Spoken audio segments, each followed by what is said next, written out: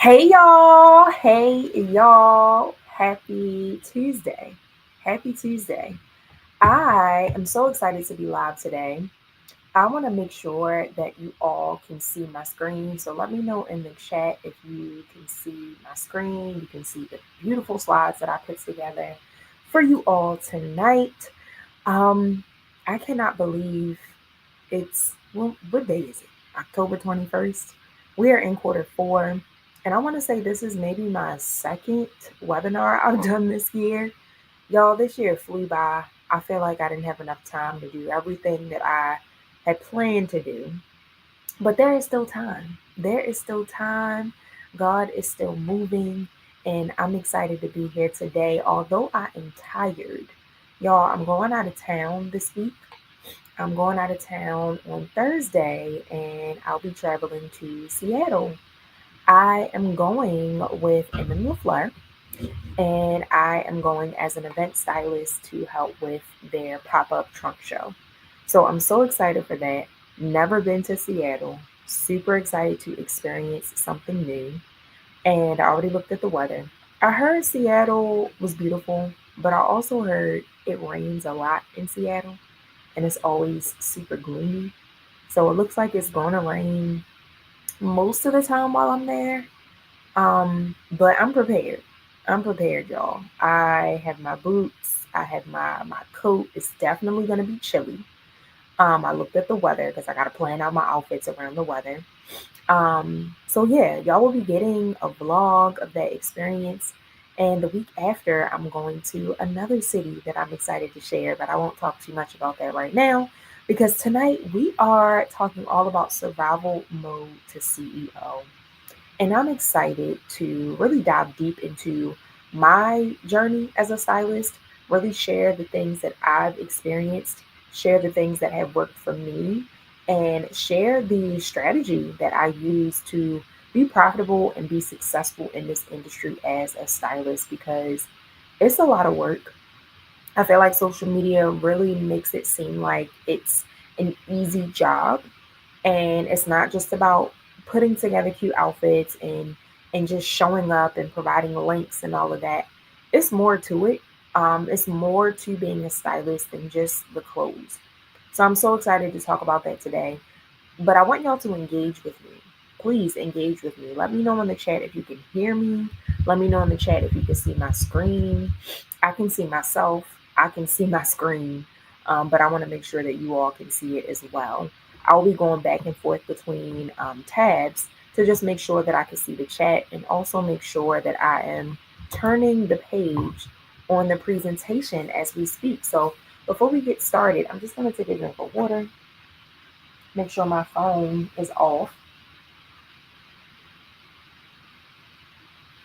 and we'll hop right into it.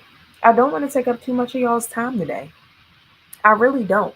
Initially, I wanted to do this on Zoom, but then I'm like, you know what? Why not just broadcast it on YouTube Live? Why not? So it's easy for people to access the replay. It's on my channel, and it just lives here, so I don't have to worry about saving the replay, uploading it somewhere, and all that good stuff. So I'm super excited to keep it moving. So I'm gonna hop right into survival mode, y'all. So I was excited to put together this presentation because although I've presented on this topic before, I wanted to just switch up some things a little bit and to add in some more imagery and some more photos. Now, I did not do my research. I cannot remember exactly when these photos were taken, but I know it was definitely pre-pandemic. I want to say the first photo is of me styling a photographer friend, so Mama Photog. We had actually just started working together, and back then, this had to have been maybe 2017, 2018. Back then, I was actually doing a series called the So Chic Sunday series. And every Sunday, I would post about a impactful woman that I was following. Most of these women were entrepreneurs. And with that blog post, I was literally just reaching out to women, asking them if they wanted to be a part, and sending them questions to answer, which is basically my way of interviewing them virtually, and then just posting their responses and also asking them to send me images. But as I got deeper into the So Chic Sundays series that I was doing, I said, you know what? I'm a stylist. Maybe I should be styling these women for my blog posts. So this was one of the first. Mama Photog Taylor was one of the first women that I styled for the So Chic Sundays series. And I literally traveled to Philly. I pulled some pieces for her and I styled her in these photos. And I actually had a photographer come with me to take the pictures. So it was a really fun experience. Of course, I spent money traveling. I spent money on the clothes. I'm pretty sure I paid the photographer. It was a lot that went into this, y'all. I didn't make any money from it, but I was excited and I was passionate about doing this series. Photo number two, I want to say was either 2018 or 2019. And I had actually, I feel like somebody referred me to Be More Lifestyle TV, and it was either that and or I reached out to the Chardell. I think her name was Charnel or Chardell Moore. I reached out to one of the hosts via LinkedIn. It was either LinkedIn or Instagram, and I asked if I could style her. You know, I wanted a segment where I could style her. I wasn't actually interviewed at the time, but I want to say either prior to this, I did get interviewed and I showcased some pieces that I was styling at the time. So I can't remember which one happened first, but this particular experience here in the middle photo, I just reached out to the host and I asked if I could style her. I pulled the pieces from a boutique that I was connected to back then, and I styled her in a couple of outfits, took some photos, and that was that. I did not get paid for that, y'all. And I don't even know if I got a copy of the segment. So yeah, survival mode. The last photo you see, I'm pretty sure that was probably 2018, maybe 2019. I don't know. But I was just wanting to build my portfolio. And I actually reached out to one of my friends who she actually reached out to me because she was in the process of building her portfolio as a model. We actually went to high school together and we were connected. And I said, okay, we can build together, sis. So I shopped some pieces and I pulled some pieces from a black owned thrift store. A Day in June was the thrift store. Shout out to A Day in June. And I styled these pictures of her. And I think the photographer was Aesthetic Distance, I believe was her name. So a local photographer here in Baltimore. She actually collaborated with entrepreneurs and like up and coming creatives back then. And she took photos for free, pro bono. And this was a time I feel like where I was trying to transition into actually like getting paid consistently for my work. So I remember having a conversation with the photographer. I'm like, hey, because she reached out to me to collaborate. So I had done, I want to say, if I'm remembering correctly, I had done a couple of photo shoots with her before. And it was getting to a point where I felt like I was putting out a lot of money on clothes. Obviously, my time is valuable and just my creative juices were flowing. And I'm like, hey, what's your budget? For me styling these projects that we're doing together. And she's like, oh, everything is pro bono. Like, I don't pay creatives. I'm like, okay. So I don't know if that was my last photo shoot I did with her or I could have done one more. But yeah, I didn't make any money from that, y'all. And although these were kind of like the middle stages, I wouldn't say the earlier stages in my career, but these were like the middle stages of my career. So maybe like 4, 5, 6 years in. And I felt like I was in a transitional phase where I wanted to get paid. I wanted to be taken seriously. I wanted people to see the value that I brought to the table. And I just felt like I kept hitting a wall. So it was a lot, y'all. It was a lot, but it was fun. Obviously, I have content to show for it. Y'all can see that I've been working for a very, very long time. And I'm 12 years in to at this point. But I'm so excited to continue growing and to just share with y'all what the CEO level looks like. Oh, hey, Des. So Des said, in the beginning, do you feel that the love of the profession slash connections outweighed chasing paid opportunities? I feel like in the beginning, I've always been passionate. So that's number one. I've always been passionate about what I did. But in the beginning stages, and towards the middle, honestly, most of the beginning and the middle, I was focused on the money. I was focused on the money because I felt like I was trying to prove myself to people. Because a lot of people said to me, like, oh, as a stylist, you don't really make a lot of money, or, oh, you can just do this for free and you'll get, what's the word people always used to say? You'll do it for exposure. And it's like, I can expose myself. Like, I don't, I don't need platforms. I don't need others, successful people to expose my work. Like, I can expose myself. So what else you got for me? So I just felt like I was in a phase of like work, work, work. The more I work, the more people will notice me, the more people will want to pay me. And I'm pretty sure I got burnt out. I'm pretty sure I was tired. I was saying yes to a lot of things that didn't necessarily align. But just to get a photo, just to get the content, just to post and share that I was doing something. And that's the survival mode that I was stuck in for a very, very long time. And although it may have looked like, I was doing these things, making all of this money, having all of these great opportunities handed to me, a lot of the stuff I was, reaching out on my own. I was creating the opportunities on my own because I felt like nobody was really noticing me. Or if they were, they weren't willing to pay me for my time. And it got to a point where I was tired of it. So moving into CEO mode, y'all. Moving into CEO mode. Now, I will say I've done some things that I did not get paid for. But the thing about being a CEO is that it's not always about the money. A lot of the times it is about the connections. A lot of the times it is about the opportunities that are presented to you once you do something. It's like once you take that step forward, it then opens up, a gate of opportunities that will lead to paid opportunities or lead to paid clients or lead to other things that lead to the financial breakthrough.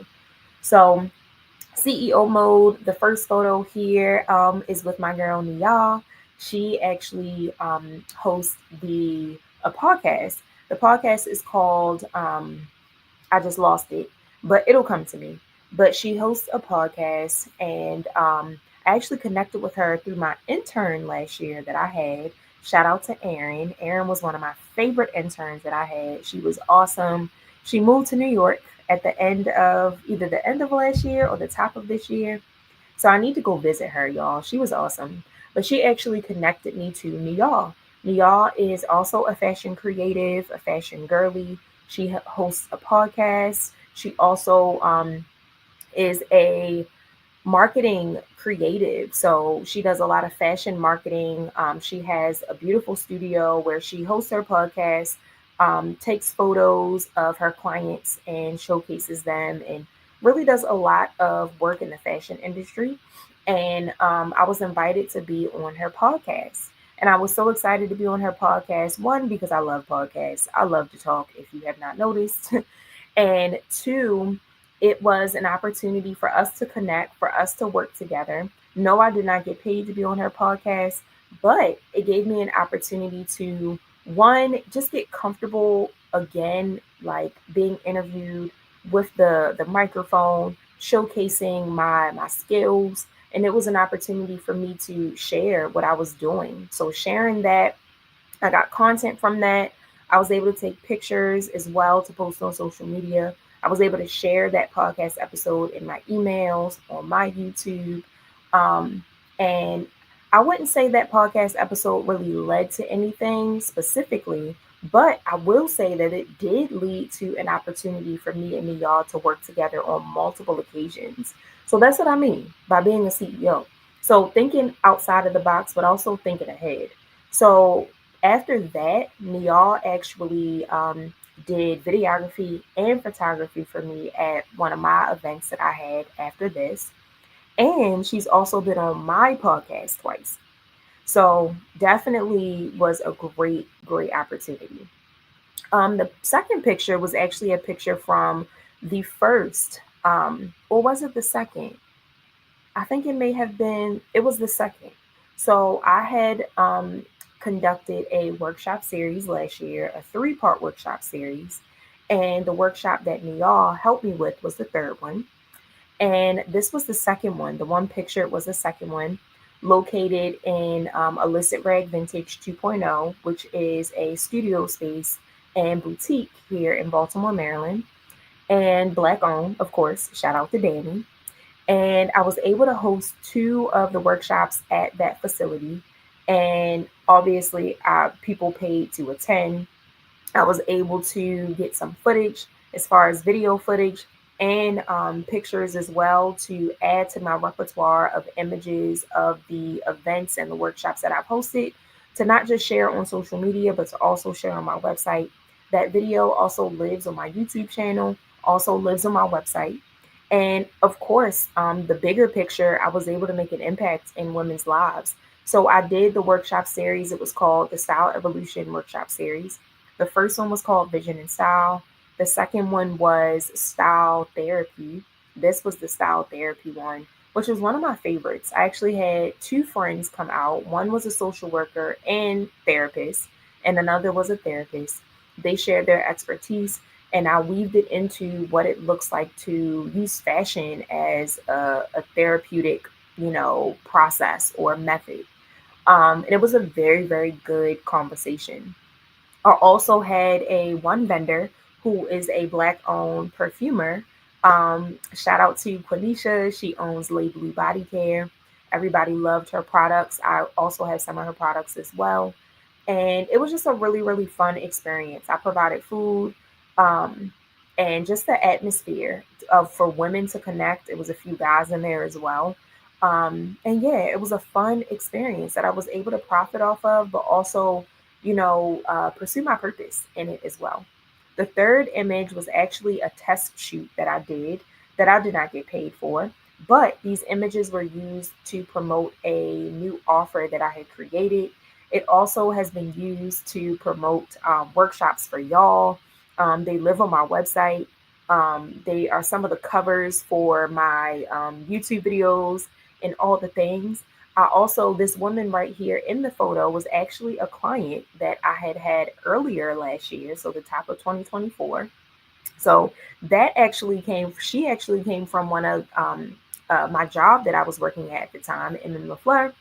And she invested in me as her stylist. I asked if she could actually be a part of this shoot for free. I didn't pay her, she didn't pay me. And the photographer on this shoot was my good friend Brianna, who was an amazing branding photographer. And she was able to take pictures of me working and also get pictures of my clients styled by me. So, this is what it looks like to be a CEO, to think ahead, to plan ahead, to not just focus on the money, but to focus on the long game, focus on the connections, focus on what could come out of this, what could this lead to, how many people am I going to reach, how many people am I going to impact. I may not get paid from this, but again, this might lead to something else that will lead to payment. These photos or these images can be used for something else to promote another thing that I'm doing. So just really thinking outside the box, y'all, and not just focusing on one thing or one end goal. So I hope I'm making sense. I hope I'm making sense, and I hope y'all really understand now the difference between survival mode and CEO mode. So let's keep it moving. So I have some questions for y'all. Let me know in the chat. Like I said, I wanted y'all to engage with me. So let me know in the chat. Even if you're watching the replay, you can still respond. If your styling business could double in revenue this year without working more hours, what would you change in your life? If your styling business could double in revenue this year without working more hours, what would you change in your life? So for me, if my styling business revenue could double, I would definitely travel more. I would travel more because to me, being able to travel and getting out of my comfort zone, travel solo or with a friend or boyfriend or whoever, getting out of my comfort zone, getting a change of scenery really helps me to be more creative. And it inspires me to keep going. It's just like, okay, I want to be able to do this more often. I want to be able to, get out of my home state and see other things, see what else the world has for me, which is why I'm so excited to travel on this upcoming weekend because, again, I'm going to a space or a place that I've never been before. That's number one. Number two, I'm doing something that I've never done before. That's number two. Number three, I'm traveling solo. And it's like a lot of things, we don't always have to have somebody else with us.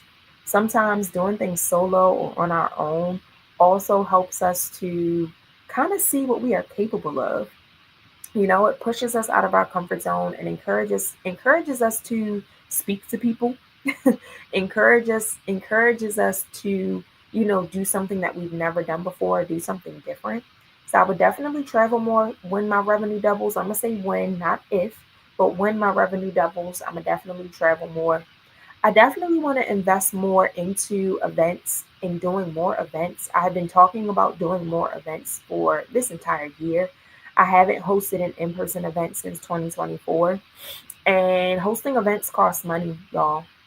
I want to be able to either get the event sponsored by some brands or some companies, get a space sponsored, and or be able to have the revenue to pay and invest in a beautiful space, and create that atmosphere where stylists can come and learn, and also create an atmosphere where my potential clients can come and learn from me. Because y'all know I do both. I'm a stylist, I'm a style savant, but I also teach and coach stylists as well. So I have two different audiences that I'm speaking to, and hosting different events for each of those audiences is a lot.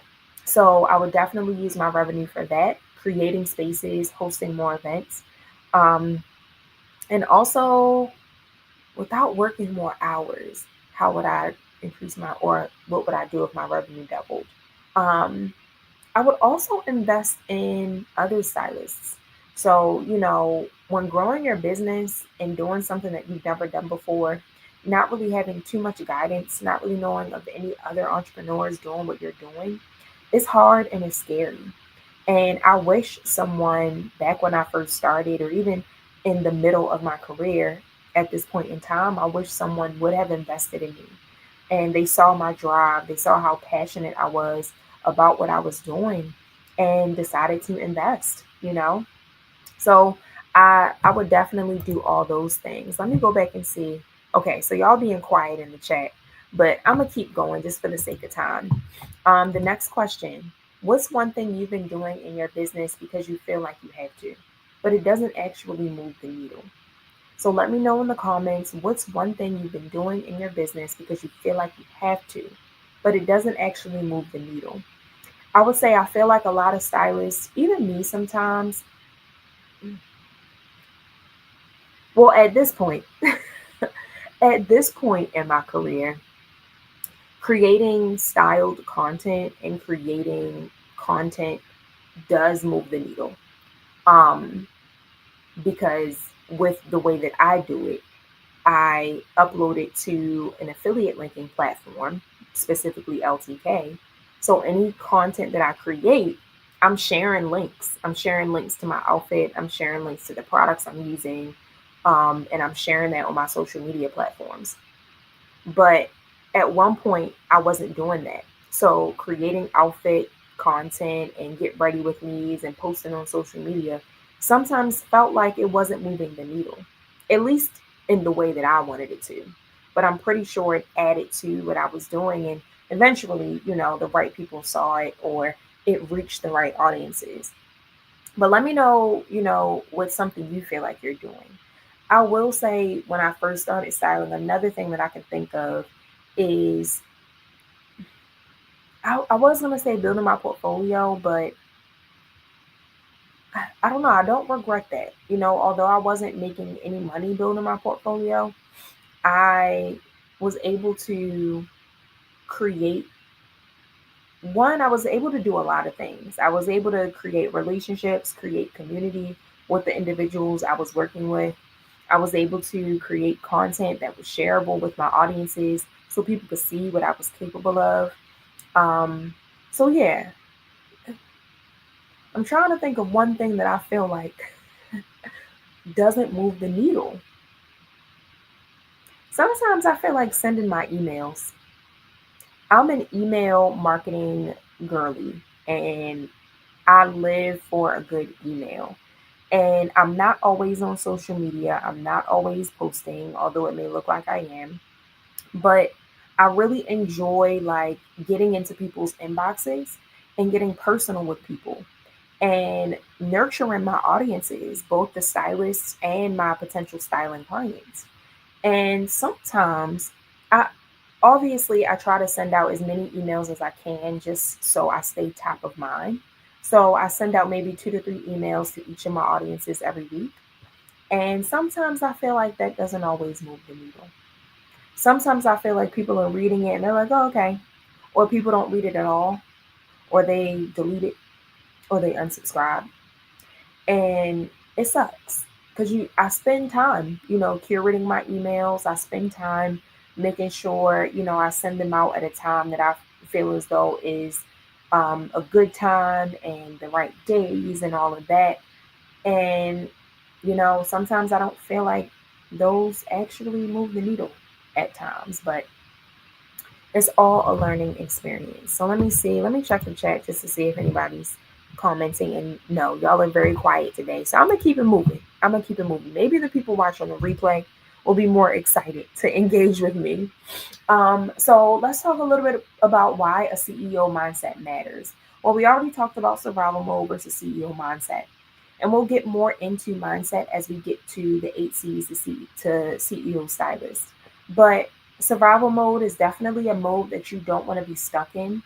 It's a mode that you can enter in. It's nothing wrong with being in survival mode, but you don't want to be stuck in survival mode. You want to be in it for a certain amount of time. You want to be in it knowing that, okay, this is temporary. I'm doing this because I'm trying to get my foot in the door. I'm trying to gain necessary experience. I'm trying to meet certain types of people. Or you're doing things that you think will create some type of return, but it doesn't. And you learn that it doesn't after the fact. So a lot of the times the survival mode is trial and error. It's your learning experiences. It's you going through the motions and just seeing what works for you. So survival mode isn't a bad thing, but it's bad when you get stuck in survival mode and you feel like you have to say yes to everything, post everything, get content of everything, share everything, and that's not necessarily going to shift you into CEO mode and CEO mindset. So, of course, we already talked about it. CEO mindset is really thinking outside of the box, thinking ahead, planning ahead, setting goals, but also making sure that you realize that, okay, I want to be here for a long time. Like, I'm not here just to be trending for a little bit of time. I'm not here just to be doing this for or until I get bored. Like, when you reach CEO mode, you're extremely passionate about what you do. You understand the value that you bring to the table, and you get that sometimes you have to pivot and stop doing what used to work and start doing what's working now. Sometimes you have to do some things that you may not love or may not want to do, but you know that it's going to lead to the proper end goal that you're looking for. The why CEO mindset matters because it gives you clarity, strategy, and intention. So when you are clear on your end goals, when you're clear on the direction that you're going into, when you're clear on where you want to see yourself in the next 3 years, 5 years, 10 years, 20 years, then you make decisions with more clarity. You have a strategy to then make the right decisions. And you aren't just doing anything just to say that you're doing it. And it takes time to get to that point. I feel like in the beginning stages, like I said, you're just trying to get your feet wet and you're doing a lot of things that may or may not make sense. It may make sense to you now, but later down the line, you're probably thinking like, why in the world did I do that? Like, that didn't even make any sense. So, being strategic about what you're doing and, making sure that whatever it is that you're doing leads to the end goal that you have set for yourself. And being intentional, not just working with everybody, not just collaborating with everybody, not just styling anybody, but being intentional about every single decision that you make and every step that you take. Profitability comes from smart systems and consistent action. So let's hit on consistency real quick because I feel like consistency is a bad word for a lot of y'all. And it's nothing wrong with being consistent. Like, it's not something that I will say it's a challenge to be consistent, but it's definitely doable. You have to want to be consistent. You have to want to show up, but you also have to understand that everything doesn't have to be picture perfect. It's just a matter of pushing yourself. And I forgot what they always say. It's not perfectionism. It's I can't think of it, and I ain't even gonna force it at this point in time. It's late, but not feeling like everything has to be perfect, picture perfect, but just doing things, putting things out there that you feel led to put out there, not feeling like it has to always be at a certain time, at a certain day, on a certain schedule, but just sharing your work, sharing your experiences, sharing your journey, sharing your thoughts. And really sharing your perspective because that's what being a creative, that's what being an entrepreneur and a CEO is all about, and not being afraid to do that. I feel like fear gets in the way of a lot of you all's, you know, a lot of you all's uh, journeys, and it stops you from doing certain things.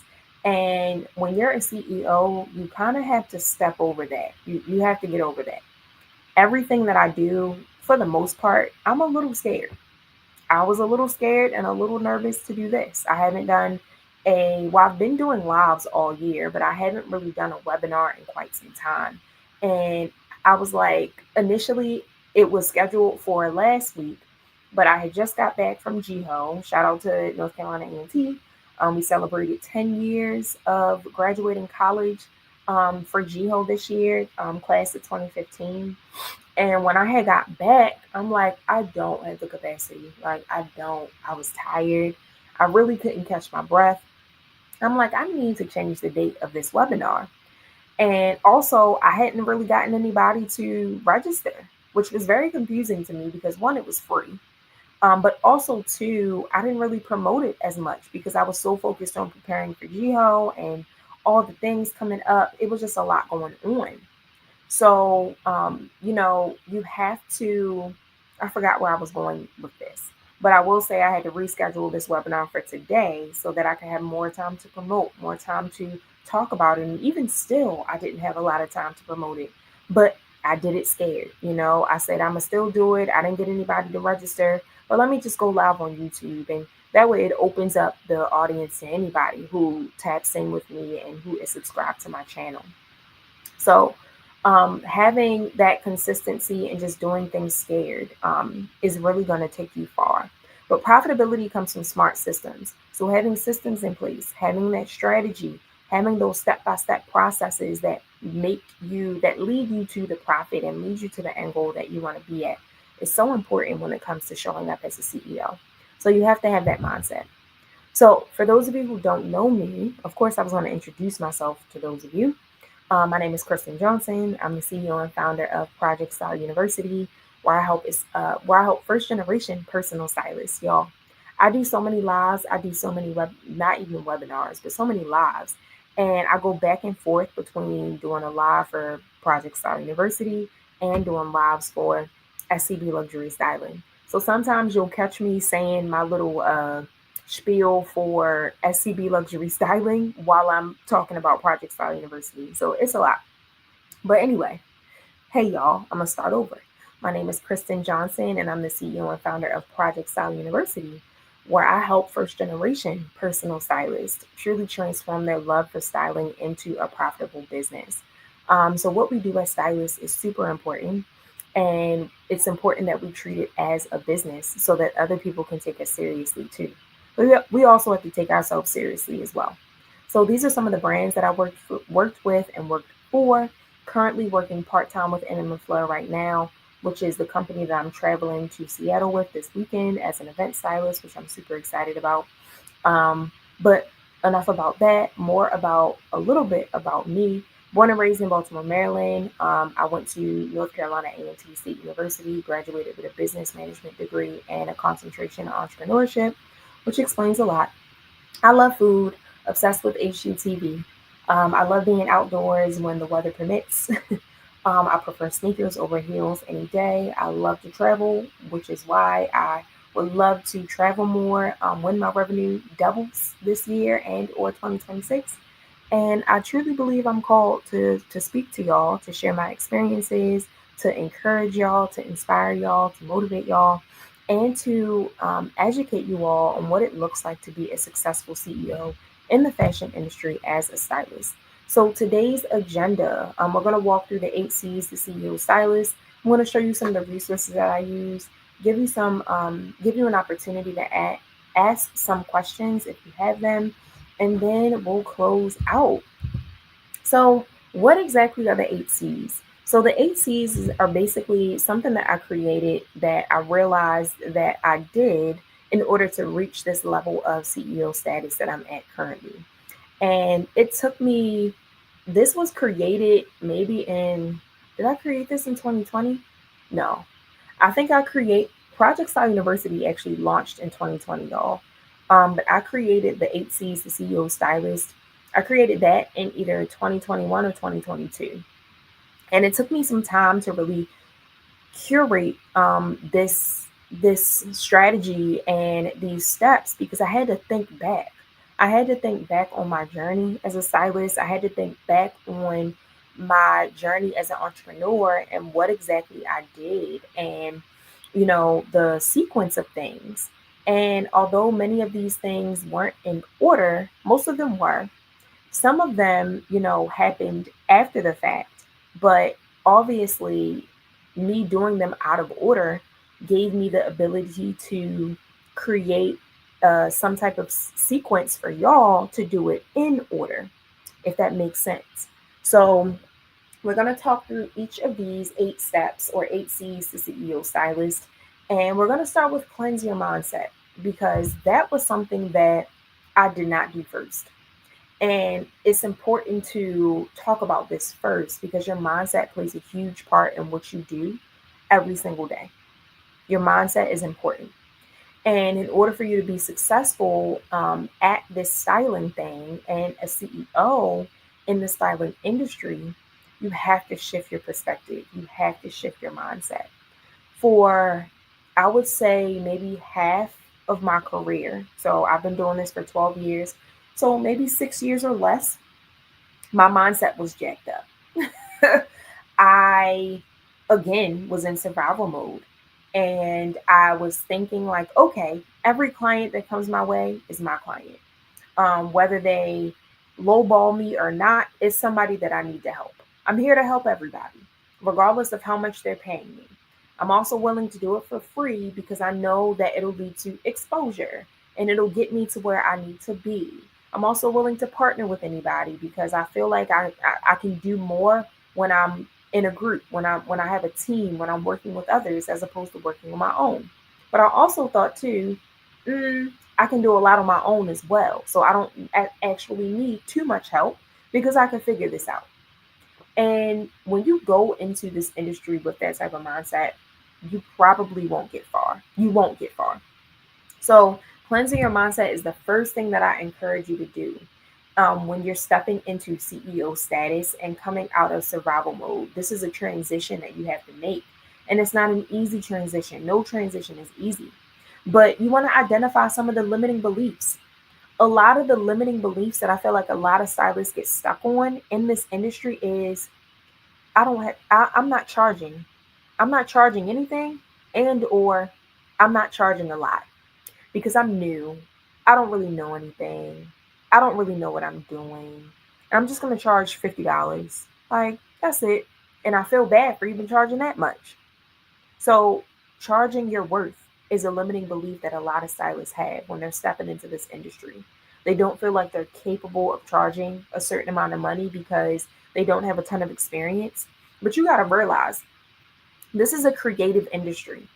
So most of the time, if you're a stylist, you've been styling yourself for your entire life. So if you really want to be, if you really want to be literal, I'm 31. So I started dressing myself when I was in the third grade. How old are you when you're in the third grade?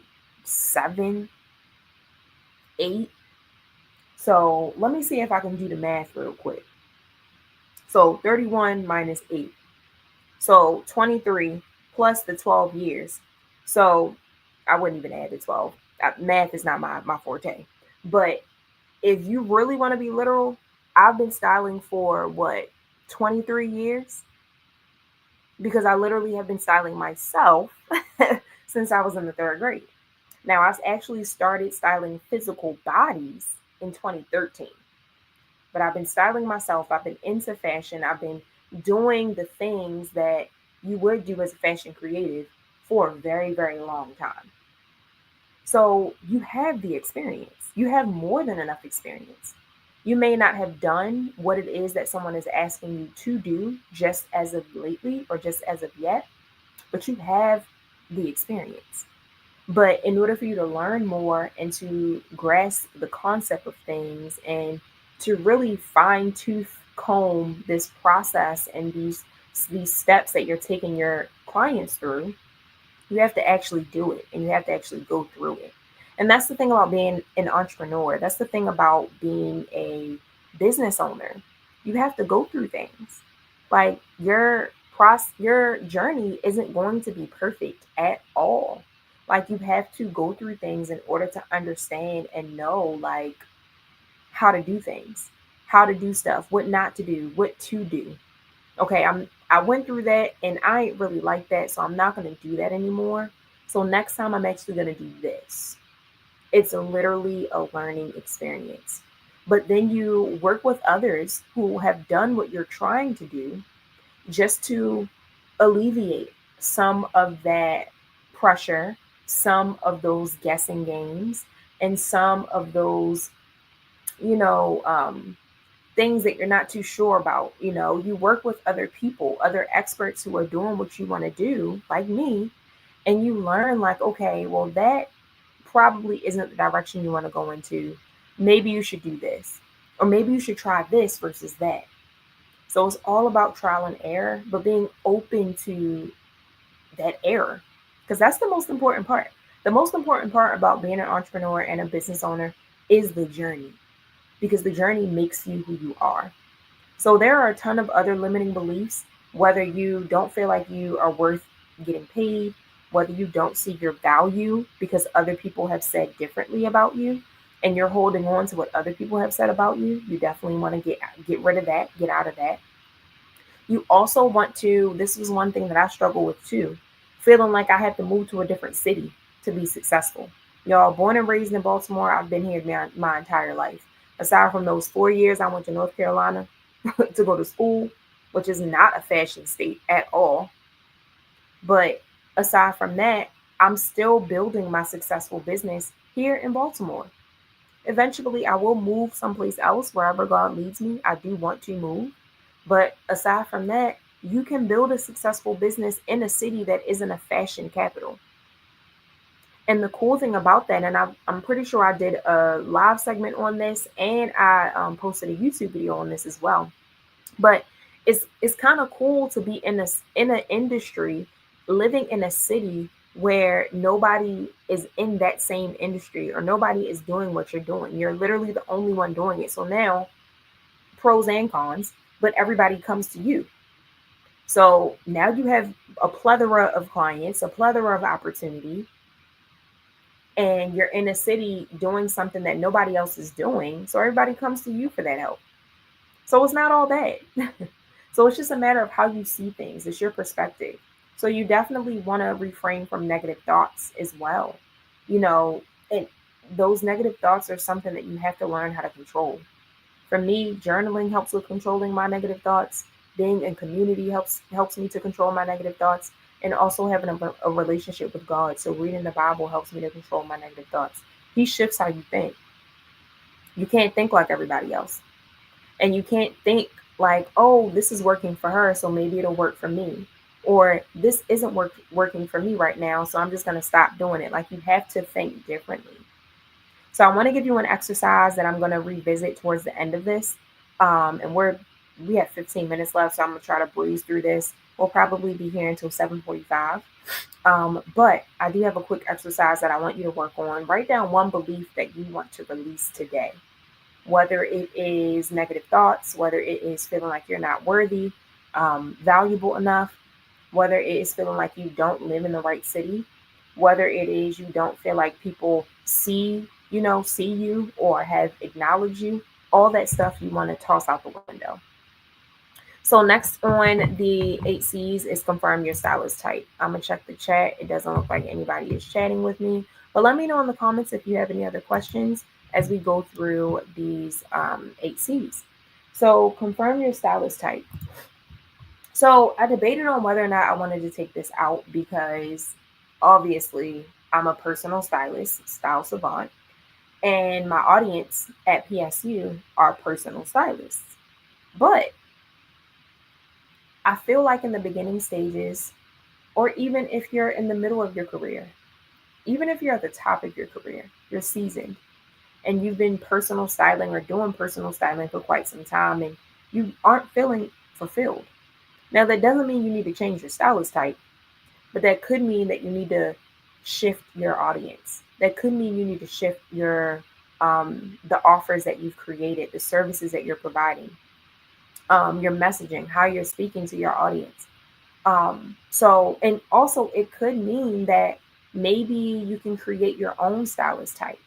Now, if you aren't familiar with my journey as a stylist, I started off in this industry as an editorial stylist. I had no idea what I was doing. I was literally doing what every other stylist was doing, what I thought a stylist was supposed to do. So as an editorial stylist, working with photographers, styling models, using my own clothes and also pulling clothes as well. Wasn't getting paid, and I was just getting content to share and build my portfolio. Now, 3 years in, I'm like, yeah, this isn't for me. I actually want to make money. And not to say editorial stylists don't make money, they do.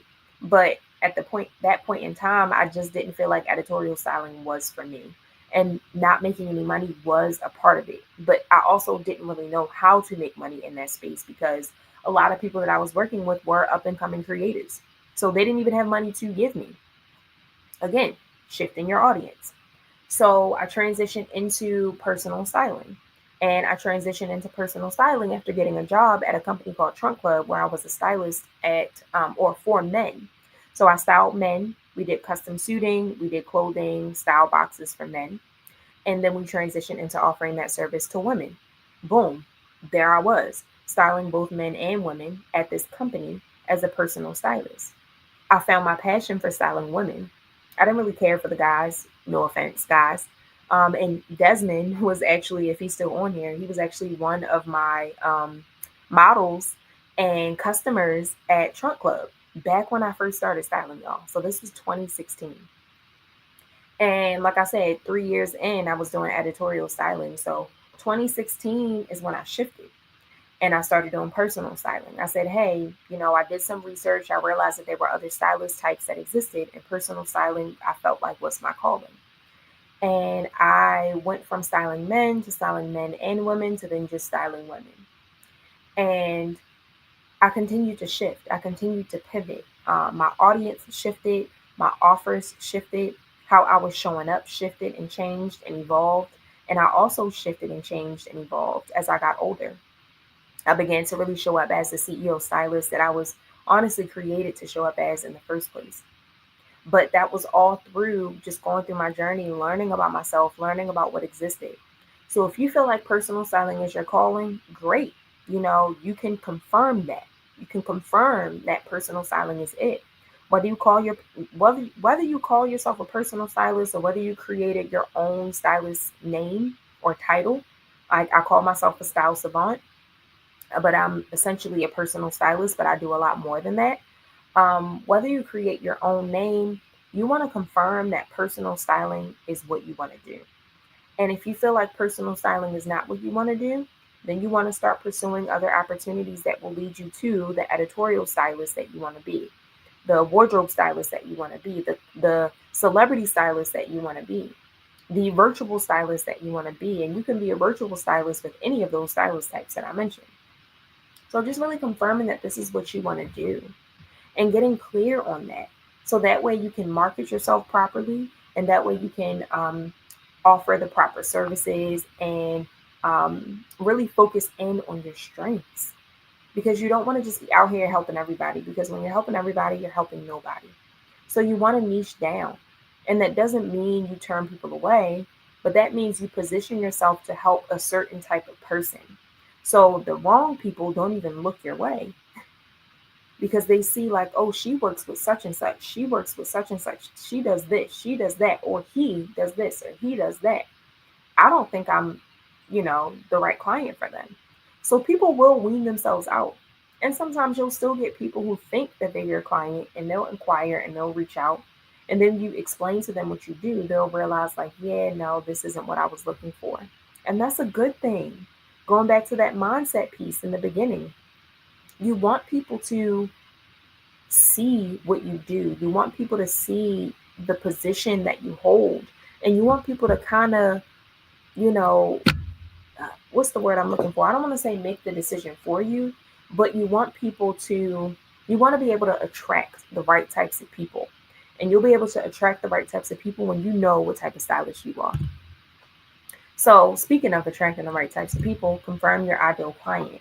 So, create your dream client profile. Who do you want to work with? Do you want to work with men? Do you want to work with women? Do you want to work with both? Do you want to work with children? But it's not just about the gender, it's also about the problem that you're solving. So, what problem are you helping your clients to solve? And it's not just the surface level stuff. I talked about this before.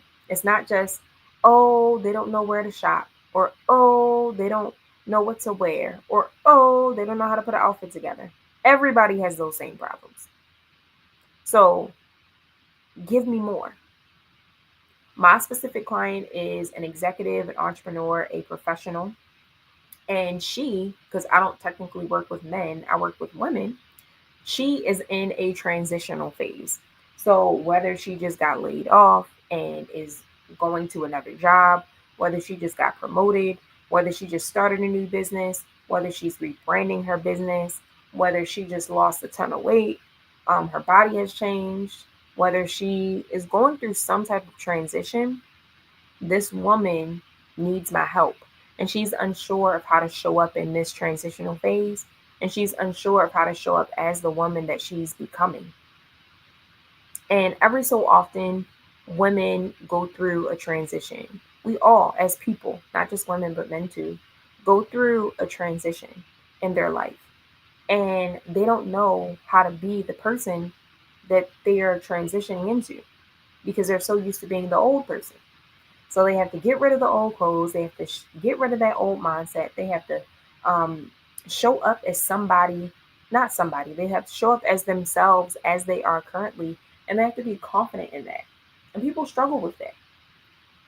So you have to figure out who your ideal client is.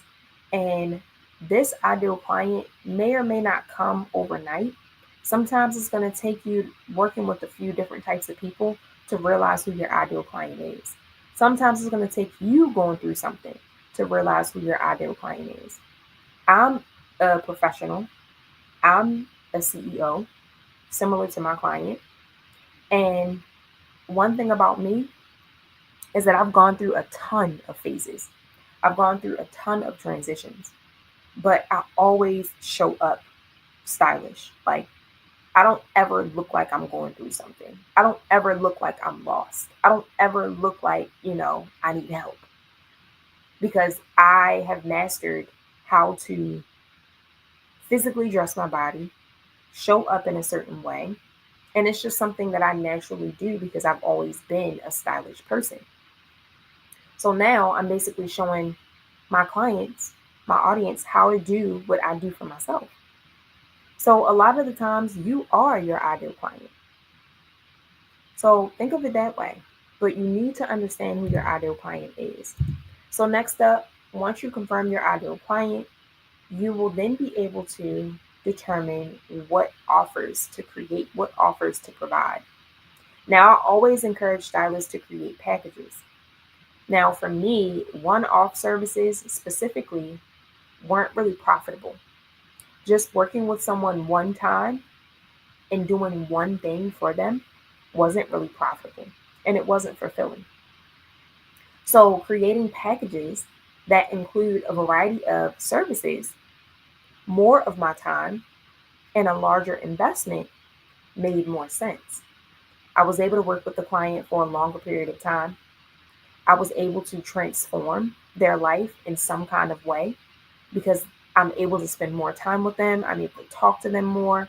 I'm able to really shift how they see themselves. I'm able to teach them, educate them, and I'm providing them multiple different services within that time frame, whether it be a closet cleanse, a shopping session, outfit curation, a style therapy session, whether they get deliverables like a workbook, whether we have sessions where we're just talking and connecting, whatever it is, all of that is offered in one package for one client and one experience. And that experience is worth an investment that one can have you set for a month if it's priced properly, maybe 2 months. And you could also consider retainer services. So, again, being a CEO, thinking outside of the box and not just thinking of that one off, one time, one thing that your client is looking for. And 9 times out of 10, your client doesn't necessarily even know what they're looking for. They don't know what they want. They assume, like, oh, okay, I think I need this. But until they talk to you and until you hear exactly what they're experiencing and what they're going through, then they're going to think that they just need this one thing. But in reality, they probably need maybe 3 or 4 things. And when I say things, I mean services. And you want to create those offers and those packages in a way that sell themselves. So obviously, you want to give the client what they want, but you also want to give them what they need. And a lot of the times, like I said, they don't even know what they need until you bring it up to them. So you have to listen to the client. You have to understand what they're going through. You have to understand what they're experiencing.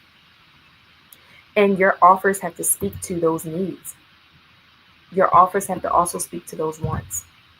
So next up, you want to configure a website that works. So when I first started, I didn't mention this, but in 2013, I started blogging. The first thing that I ever did in order to have a blog was create a website, y'all. I had a website before I even started calling myself a stylist.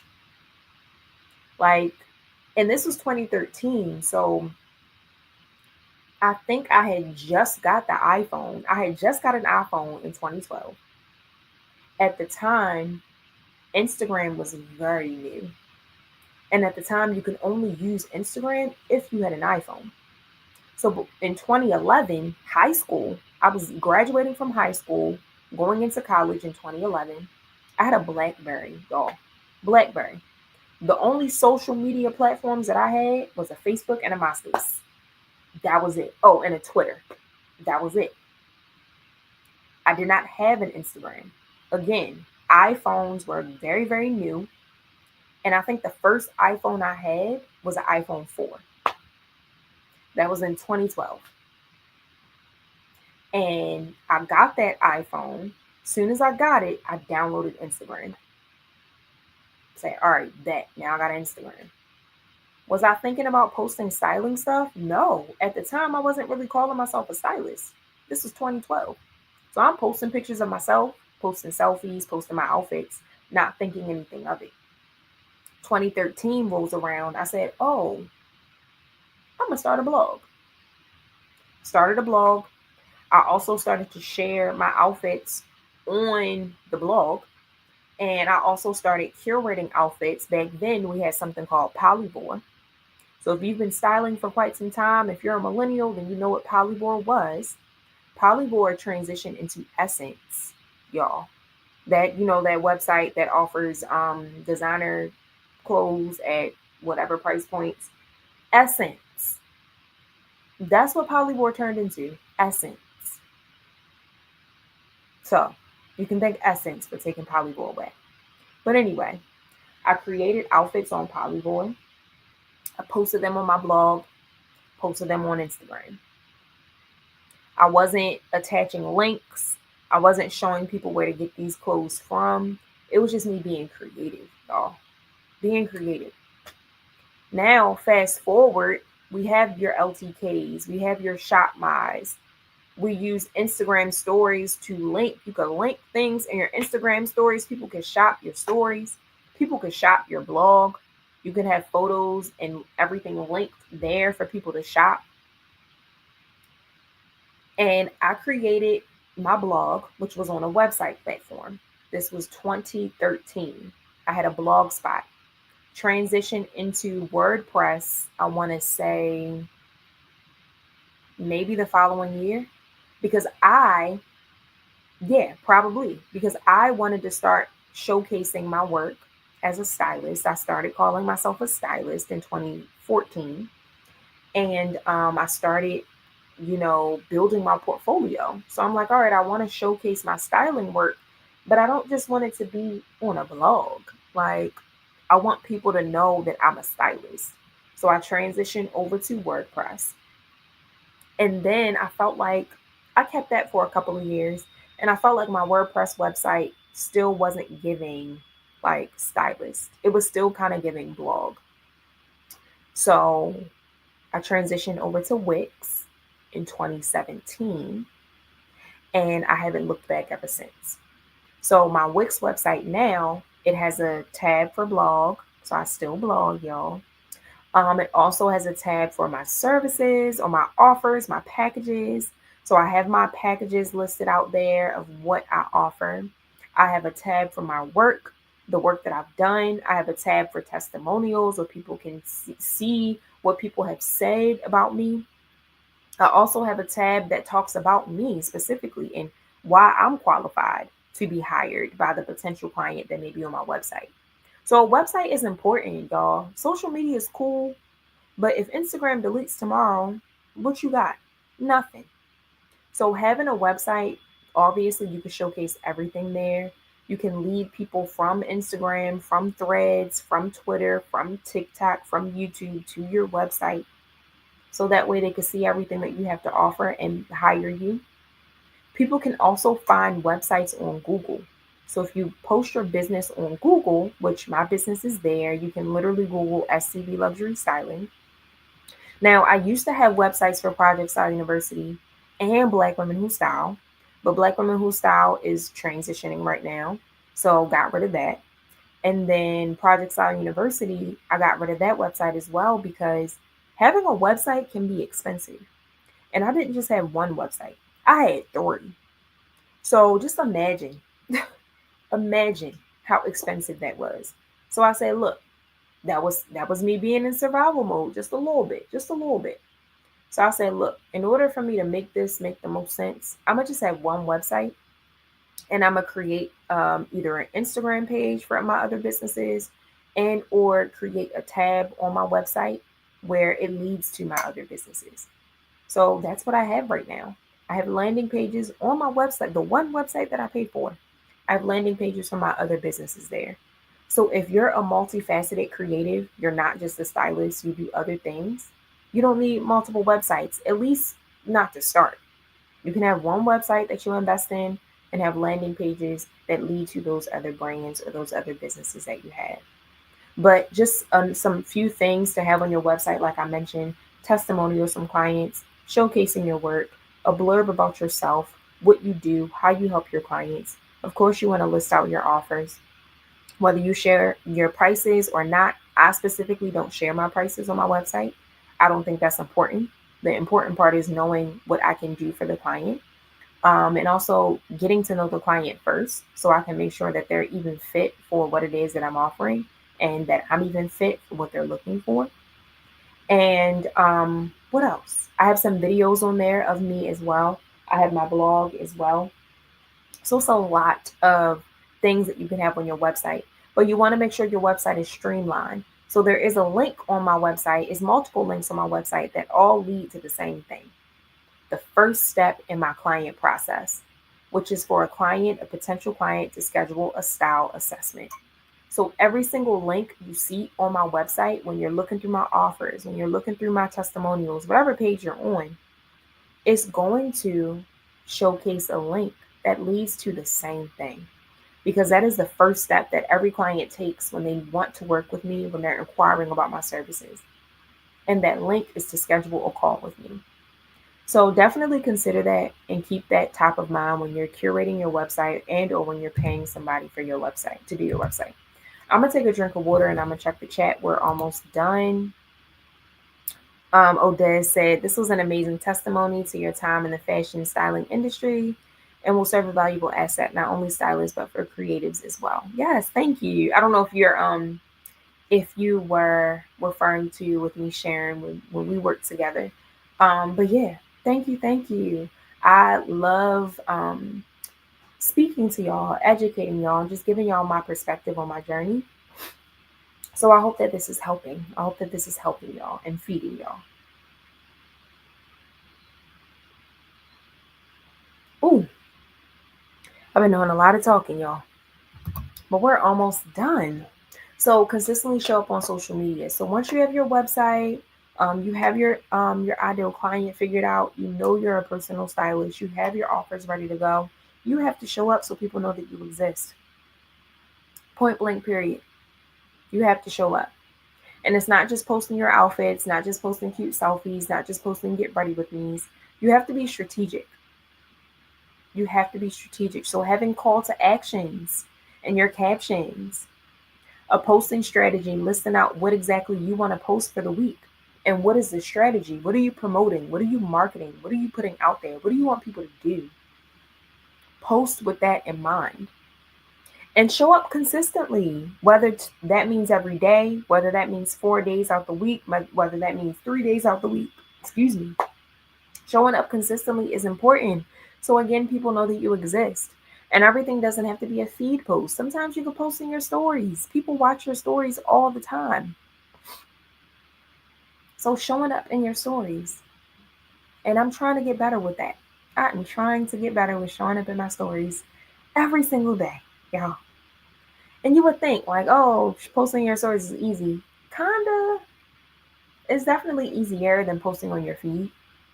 But yeah, y'all, it's a challenge. I get it. I go through the same thing. Also, too, consider content pillars. So, what type of content are you posting? Most of my content is styling content, it's entrepreneurial content, it's educational content about being a stylist, about running a business. I'm sharing events that I'm going to be at, events that I'm speaking at. So, I have my content pillars mainly fashion, faith, lifestyle,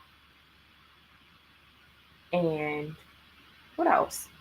Travel, kind of, sort of. So, what are your content pillars? And you also want to engage with people. You don't just want to like stuff. I'm trying to get better with like commenting under people's posts because I'll sit back and like 1,000 posts, but only comment under one. Sometimes I just don't be having anything to say. It's like, ooh, okay. I say what I want to say to myself, but I don't actually always comment back. So make sure you're engaging. Engage to build authority. Engage so people know that you exist. And then consistency is better than perfection. It does not have to be perfect. It's not about the likes.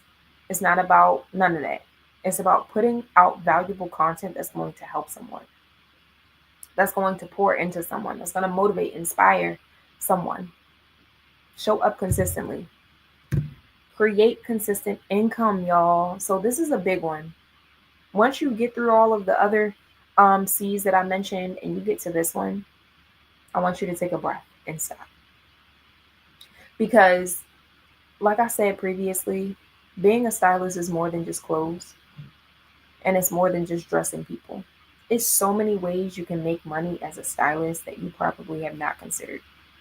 And in order for you to reach CEO status, you have to understand that in order for you to reach CEO status, you have to understand that you have to have multiple streams of income as a business owner. as a stylist. And it's so much that you can do aside from just one-on-one offers and one-on-one packages and services. Retaining those clients as well. You can have retainer offers. But also too, speaking. I don't have that on here, but speaking, sharing your voice, speaking on panels, speaking at conferences, hosting your own events. You can make money from that. Creating digital products, an ebook, you can create money from that. YouTube, y'all, you can create income from YouTube, video content. Of course, affiliate links. So if you're on LTK, if you're on ShopMy, like share those links. You can also make money from emails. So you can share those links in emails. You can also share those links on a blog. You can share those links in YouTube. You can put a QR code in your YouTube videos, y'all. And people can shop your products right there. It's so easy. It's not easy, but it gets to a point where it becomes easy. Predictable cash flow equals freedom to scale. So it's good to know when money is coming in, how you have money coming in. Now, sometimes you won't always know when you'll make a sale. You don't always know when a client is coming.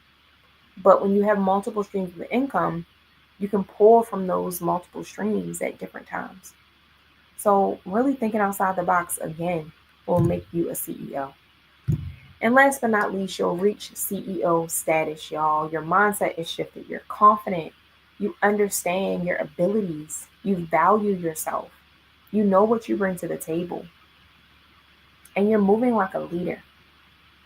You're leading other people. You have a good heart. You actually care about other people. You genuinely want to help other people. You are passionate about what you do. And you're excited to keep going. So at CEO status, you learned how to own your expertise and your authority. You know what to say no to and you know what to say yes to. And it's because you have faith in yourself. You also have faith in God and you believe that the path that He has you on is the path that you are going down. And you're aligned. Everything is aligned. Everything is working in your favor. And that doesn't mean things won't go wrong. That doesn't mean you won't have challenges. Honestly, when you reach CEO status, you might have more challenges. But it's all in how you handle them. It's all in how you deal with them. And that's that perspective that I've been referring to this entire time. You have to shift your perspective when it comes to your journey. Y'all, I've done so many successful things throughout my career. But do you think I feel like I'm exactly where I want to be right now? Yeah, I am. But I don't always feel like it. I feel like I should have clients going in and out. I should have, money consistently coming into my bank account. And although I'm not at that point yet in my career, I'm getting there. But I've also experienced that before. I've experienced that already. But I want to get back to that, but just in a different mindset, just in a different headspace.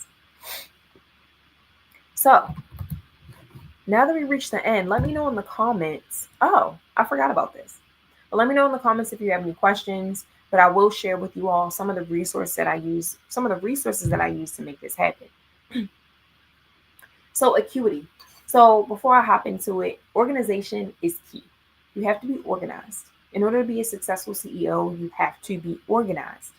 You cannot do this if you're not organized. So I use Acuity. Acuity is what I use to schedule my client calls, to schedule my client sessions. And Acuity is great because I pay for it. I think the cheapest option is like $18 a month. And when you pay for it, people can schedule calls freely and it'll be connected right to your calendar, whatever calendar you have it linked to. So as soon as someone schedules a call, it's linked to your calendar. And also the second step in my client journey is a paid session. So people can also pay for this paid session through Acuity. And it'll also be added to my calendar. So Acuity is my holy grail.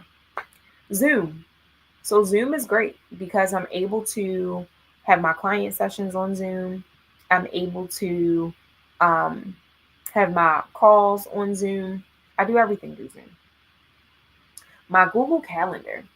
If it was not for my Google Calendar, I don't know where I would be. If it's not on my Google Calendar, it's not getting done. So my Google Calendar literally has everything on it. Not really my tasks, my day-to-day tasks, but more so the events that I have coming up, the client calls that I have scheduled, the meetings that I have that aren't with clients, the live segments that I host. This was on my Google Calendar. When I'm traveling, I put that on my Google Calendar. Um, I put everything on my Google Calendar. Now, I don't necessarily, like I said, put tasks on my Google Calendar because I have a planner. I'm old school, so I write all my tasks down, and I keep that in my calendar. I mean, I keep that in my planner. And then, last but not least, Wix. I talked about this earlier. This is where I have my website. Wix is very user friendly. It's easy. I pay about $36 a month for Wix right now, so it's not super duper expensive. And then I also have my URL, my um, website handle through Wix as well. I had it through GoDaddy for a while, and then I transitioned over to Wix. So that was a lot, but I got it done. So those are just some of the resources that I use when showing up as a CEO stylist. So some things to remember before we head out. One, give yourself grace. You have to understand that this is a journey. You're not in a race with anybody. You are on your own journey. You are on your own path. So, because of that, you don't know everything. You are figuring things out as you go. So, it's okay to make mistakes. It's okay to do something wrong. They're all opportunities to learn and to grow. Don't rush the process, y'all. Don't rush. This is what do they say? This is a marathon, not a race. So don't rush the process, y'all. Don't rush. Please, that's all I gotta say. Don't compare your journey to other stylists you see, y'all. This is a hard one. This has been a hard one for me, and I'm sure this has been a hard one for you, especially when you have gotten kind of up there in your journey. And when I say up there, I mean you've been doing this for quite a while. I'm 12 years in, and I feel like stylists sometimes who are 2 years in, it looks as if they're making more strides than me. And I'm like, well, wait a minute. Where did she come from? Didn't she just start last year? Like how was she on the Tamron Hall show? And I've been doing this for 12 years and could barely do this. You cannot compare yourself, especially to stylists who aren't even doing the same type of styling as you do. You're a personal stylist, but you're looking at editorial stylists. You're a personal stylist, but you're looking at celebrity stylists, comparing your journey. Like that don't even make sense. Number one, they're not even doing the same type of styling as you. And number two, you don't know if they got paid for that. You don't know how they got to that point. You don't know how their living situation is. You don't know. People post anything. You really don't know. You don't know. So don't assume and don't compare. Don't be afraid to invest in yourself, y'all. You are an investment. Your business is an investment. You have to invest in yourself and in your business. If you believe that you're going to go far, if you believe that your skills are valuable, if you believe that you will be successful, you are already successful, you have to invest in yourself because you believe in yourself. Now, if you don't believe in yourself, if you don't think that you're not going to go far, if you don't think, you know, you're not going to be doing this for a long time, you're not in this for the long run, then don't invest in yourself. Don't. Just keep doing it as a side hustle. Working your 9 to 5, styling people on the side, doing virtual styling behind the scenes. Cool. Keep doing it if that's what you want. But if you want more, if you desire more, if you want to make a bigger impact, if you want to reach more people, if you want to help more people, if you want to make more money, invest in yourself and do it scared. So let me know if y'all have any questions. Do you have questions about your styling business or the 8Cs? What is it? Let me know if y'all have any questions. I'm gonna give y'all a few minutes because I know we are running out of time, or we've been running out of time. But I have one more thing I want to share with y'all before we go. So I'll give y'all 1 minute while I take a drink of water.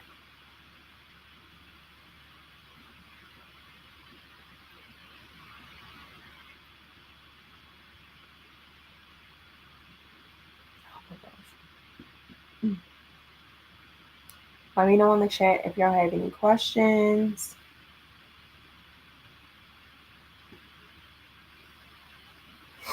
Let me know in the chat if y'all have any questions. And if y'all don't, that's okay too.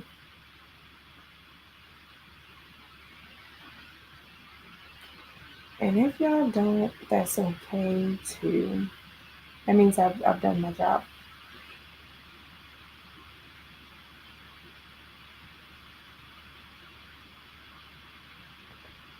Okay, no questions. All right, so let's finish out strong, y'all. So what's next? I always know I gotta have something next. So I want you to continue your journey in community. The Hey Stylist community. So y'all, this community is something that I created. It was an extension of Black Women Who Style, which is no longer a thing. I'm actually in the process of shifting that over. And it was also an extension of Project Style University, which obviously is still in existence and will be for a very long time, from my knowledge. So I created the community called Hey Stylist, where we're all in a private group chat. And in that group chat, you're able to ask questions, you're able to share some of your successes, you're able to share resources, you're able to share events that you're going to, you're able to hold each other accountable. I'm also in the group chat as well. So you can ask me questions, you can share any like challenges that you're having right now, you need some accountability, you need some help. You're able to share your social media posts if you want some engagement on there. It's so many things. But I've realized that being in community is a big deal, especially when you're an entrepreneur. And when you're an entrepreneur doing something creative like styling, sometimes you feel like you're alone. A lot of the times you feel like you're alone. So, having that private community where you can tap into just to get recharged and rejuvenated and re-inspired is important. So, Hey Stylist is a private group chat community for stylists of color who are ready to build real connections, share valuable resources, and grow with confidence in an industry that wasn't always designed for us. Now, I say stylists of color, but you don't have to be Black to be a part of the Hey Stylist community. I will say that I do attract a lot of stylists of color because I am a stylist of color. And a lot of the stylists that I know are Black. But you can be any race to be a part of the Hey Stylist community. Um, but within this community, like I mentioned, it's exclusive for stylists only. It's a private group chat, so it's on GroupMe. So you have to download the GroupMe app to be a part of this. I know some of you all, maybe not listening in, but some of you all who um, registered or signed up to be on Hey Stylist or be a part of the Hey Stylist community have yet to download the GroupMe app. And in order to be a part of the community and to get the full experience, you have to download the GroupMe app, y'all. There's no way around it. Like, come on, download that. It's free. Um, you get access to support, resources, and accountability. We do monthly check-ins, which is something that I am trying to do more consistently, and then exclusive workshop and program invites. So I host more workshops like this just for the Hey Stylist community. And then I also am inviting you to different programs that I host as well. So I want you all to join Hey Stylist. So click here or scan here to join the Hey Stylist community. It's a simple QR code. You can literally just go up your camera so that you can get access to that, making sure it takes you to where it needs to take you, and it does. So I'm so excited to see y'all in the Hey Stylist community. When you scan the code, you'll scroll down to the bottom of the landing page, and then you'll put in your information, your name and your email. Once you join the community, you'll get an email that invites you to one, download the GroupMe app, but two, to watch the welcome video. The welcome video is pretty much going to give you a guide or guidance on what to do next. Um, and it'll just give you the right steps that you need to take. So once you do that, you'll join the GroupMe and I'll let you in and you'll be invited into the private group chat, y'all. So I'm so excited for you to join the Hey Stylist community. Let me see if there are any questions. No questions. But I'm excited for y'all to join the Hey Stylist community. I hope you're excited to be a part of a community of stylists, like-minded stylists. And obviously I'm in it too. So I cannot wait for y'all to join me. So if there are no more questions, then definitely make sure which I need to change this because projectstyleu.com is no longer a website. But definitely make sure you send me an email if you have more questions at projectstyleu@gmail.com. You can also find me on social media, specifically Instagram at projectstyleu and at Chris for my personal page.